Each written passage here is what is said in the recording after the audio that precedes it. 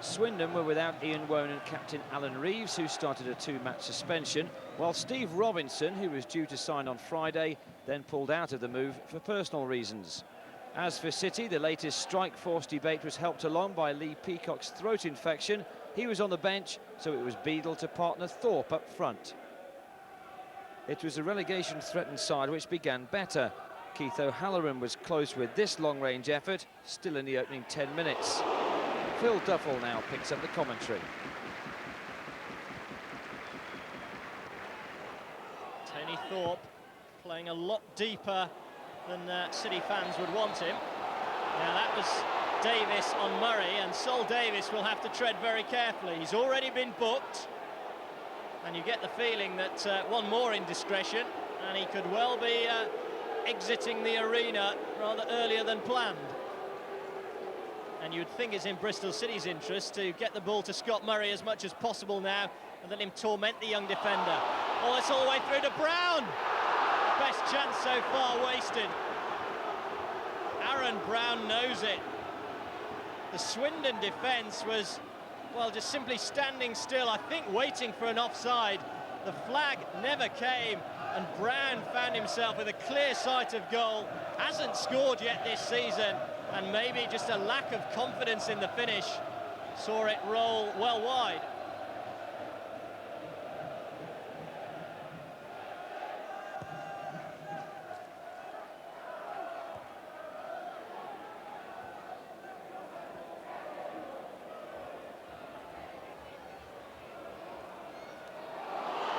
Michael Reddy. Duke driven in low, beautifully taken by Reddy! Sensational finish, and what a lone star this man is proving for Swindon Town. His second goal, clinically taken. It's no wonder he's a full international already for the Republic of Ireland. It's no wonder Peter Reid and Sunderland rate him so highly. And there was simply nothing Bristol City could do as Michael Reddy carved them open and slid the ball past Phillips. 1-0 to the home side, no more than they deserve on the balance of play.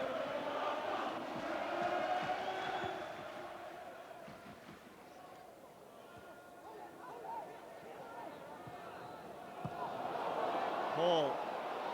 Flag stayed down again. Reddy. That's a good-looking ball into the middle. Van der Linden claims he was pushed. Referee not interested in the slightest. The Dutchman definitely felt he was impeded inside the box.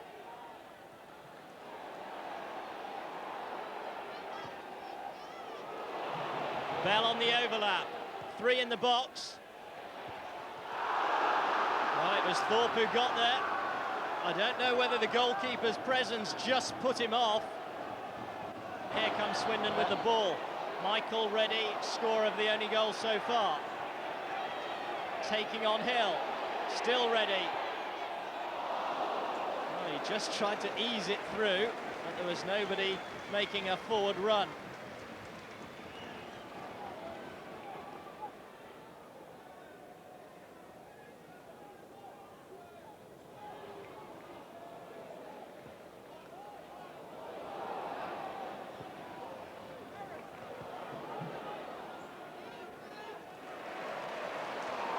O'Halloran now for Swindon.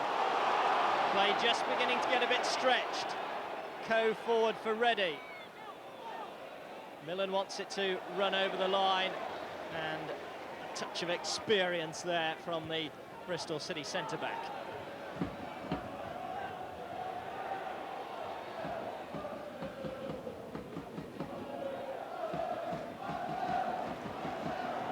Swindon are pressing the ball quite well. They've allowed Brown to go now, and that's good work by Mildenhall. Sensational ball it was from Tinian to release Aaron Brown initially, and the goalkeeper coming to Swindon Town's rescue. Brown again plays it in, and this time Bristol City have scored, and it's Peter Beadle on the far post.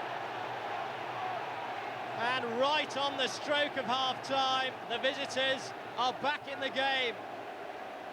Brown, who's had a few chances himself, this time acting as provider, and the strike, a deadly one on the far post from Peter Beadle. No chance for Mildenhall. It's 1-1, and we really do have a game on our hands now.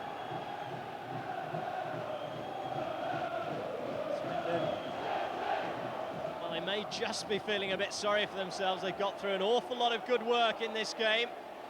They scored when they were on top. They just allowed Bristol City to claw their way back into the game. One or two chances went begging. Then Beadle, with his 5th goal of the season, has got them back into the game, and Beadle is right there in the thick of things as it's beginning to boil over. Davis, who's something of a hothead for Swindon, is involved, and as a player who's already been cautioned, he should know better.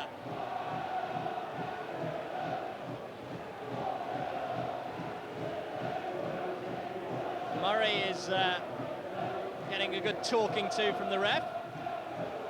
The 4th official, meanwhile, has signalled that there'll be 3 minutes of added-on time. It's probably as well that the interval is coming up, and perhaps 1 or 2 can cool down over half-time.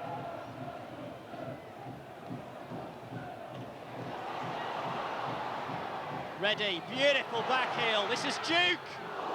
Well claimed by Phillips. It was important that time the ball didn't squirm away from him, because Van der Linden was sniffing around just in case there were any scraps to be had.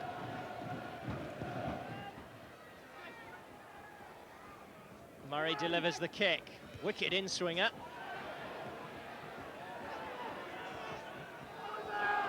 Picked out again by Tinian. It's Scott Murray. It's Steve Mildenhall with the parry. It's away for another corner. Murray looking for his 2nd goal of the week, the match winner, the cup hero at Kingstonian, very nearly producing a moment of magic again.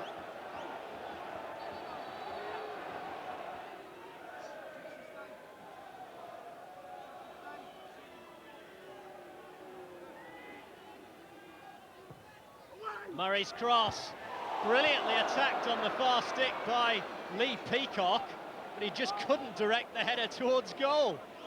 It's very nearly hit the corner flag, in fact. Strange incident. Swindon standing round watching, nearly punished. Big defender has stayed up there. David Duke. Ball cannoned into Tinian, who latches onto the rebound himself.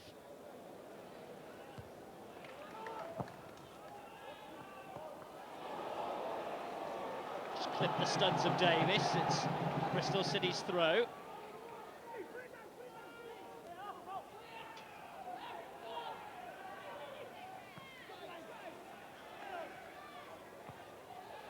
Murray did well under pressure. Peacock.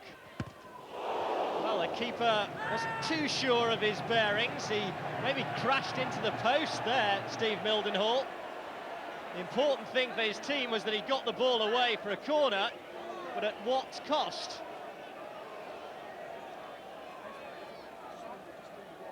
Wickedly curling ball, and on a treacherous surface.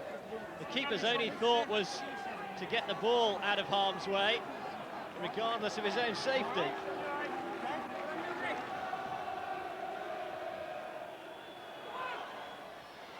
Van der Linden.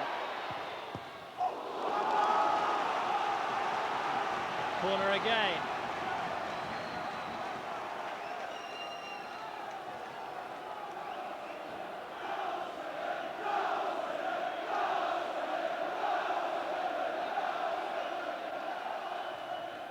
Played in low. Duke will retrieve it. Real up and under. Goalkeeper again decided he couldn't afford to catch it. Hewlett! That was travelling, and it was Hill who got in the way. That would have been some story if Matt Hewlett had capped his comeback with a goal against his old clubmates.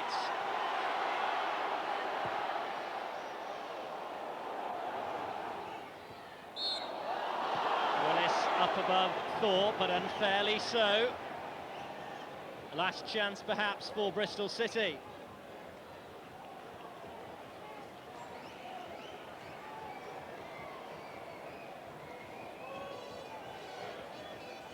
committed any of their centre-backs forward. And a point apiece, just about a fair reflection. Swindon, for my money, had the better of the first half. Bristol City looked stronger in the second period.